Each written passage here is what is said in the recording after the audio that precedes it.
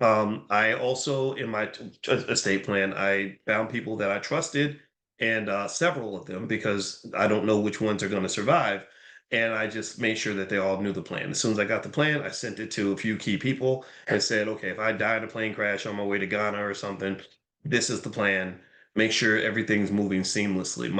My thought process, my meditation was, what if Boyce isn't here? What if there is no Boyce? Because one day there won't be a Boyce. Could be tomorrow, could be 50 years from now. I have no idea.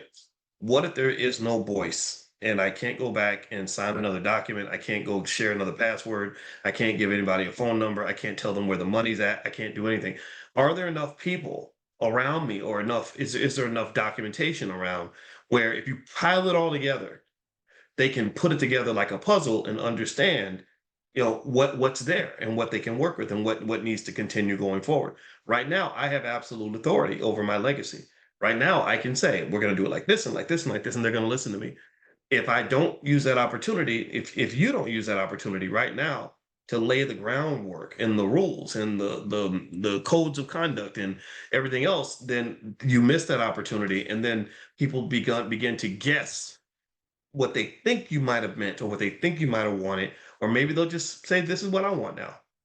Right? Like, okay, your all your stuff is now my stuff, and I'm just gonna do what I want to do with it. Okay. All right. What else? Someone mentioned investing in your community. I think that's a big one because it makes me think about the ownership of property and gentrification. Gentrification snuck up on us, but it really didn't. We knew what they were doing. We knew white folks were gonna, were buying property way back in the day. We just didn't do anything about it. And I think that was because sometimes with financial consciousness, if your consciousness is stuck in survival mode, it's hard for you to go into investor wealth builder mode. So we're sitting there and we're just thinking about survival and how to get away from our neighborhoods, how to get out of the hood, that we're not literally turning around and saying, well, how do I actually own a piece of this? Right. So maybe an interesting combination could have been that, if, let's say, you still wanted to leave the neighborhood, but you still at the same time buy some property in that neighborhood, even if you leave, you say, hey, I still own a house down there. I still own some land. Right. And so investing in your community, that gentrification is a part of it, but then there's also investing in the kids in the community. I mean, if you're part of the Black community, you should invest in Black children. I don't understand why that's such a hard concept. So sometimes people don't get that. It's very weird to me. But if you're not strong enough to take accountability for what is allegedly yours, then you will own nothing. Nothing will ever be yours. You'll have no control, no power over anything, because power requires you to say, "That's mine. That's my responsibility. I'm going to take care of that." And with great power comes great responsibility, and with great responsibility typically follows great power. So ultimately, investing in your community is deeper than just buying land.